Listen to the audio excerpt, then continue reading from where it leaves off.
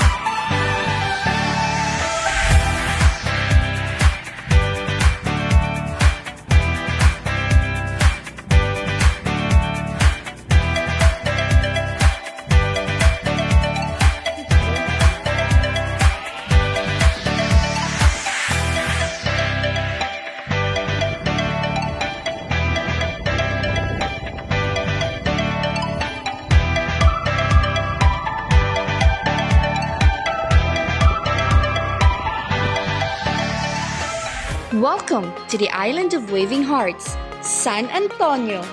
Ang San Antonio ay isang 5th class municipality sa lalawigan ng Hilagang Samar. Ayon sa census noong 2020, meron itong populasyon na 8,882 katao. Ngani mo diri sa San Antonio kay maayo gyud ang kanang kaliguan diri kung kuan ako. No, lami ang dagat. Ang mga white beaches ng isla ay tinuturing na isang undisturbed paradise at magiging premier tourist destination sa rehiyon ng Eastern Visayas. Victoria, may alin. Ato sa buka, Victoria ato, ini alin ini. Sa dinhi sa Kanggahan kun puro kahapon sa 50 pa matatapon kaya ang capacity ko naman 3 sila. 650, 650 ko lang trip. Kung sa alin liwat 65 pa magsahay pero depende sa nakabutang sa CPC na kumpira ira karga.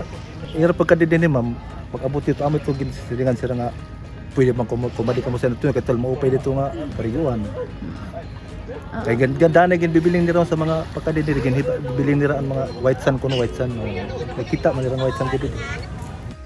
Mula San Isidro, Northern Samar or Victoria, nasa 30 minutes na travel papuntang San Antonio na sakay dulan ng bangka. Actually, San Antonio is white sand beach. Kaikot talaga ang buong island is white sand beach.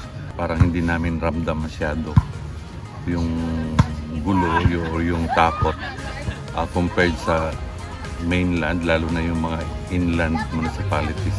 Dito kasi napaka-peaceful at saka almost zero crime rate kami dito. Kaya medyo, although na may presence ng mga ganun, dito hindi feel masyado. Kakaiba rin ang San Antonio dahil ito ang nag-iisang munisipalidad sa Northern Samar na nagsasalita rin ng Cebuano dahil sa pagdagsa ng mga Boholano at Cebuano settlers noon. Ang mga lokal ay nagsasalita ng Waray na siyang pangunahing wika ng Northern Samar at ito ang pangunahing lengua franca sa isla. Biyahe namin dito nakadepende lang sa season. Pag gantong season, hindi pa summer, mostly mga locals lang yung pasahero namin dito. Pero pag peak season naman yung summer, halos turista din.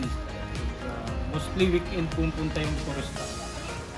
Pag may eruption pag may ganyang turista na nagtatanong, walk-in, sinasuggest naman namin lahat ng resort kasi very accommodating naman yung lahat ng resort, maganda naman.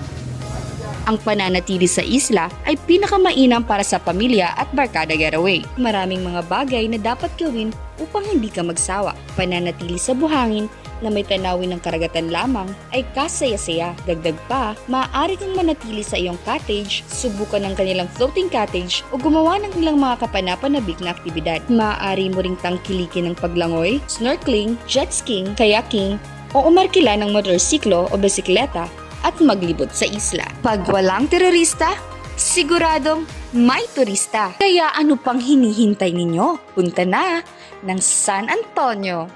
Bye! Wizards Channel.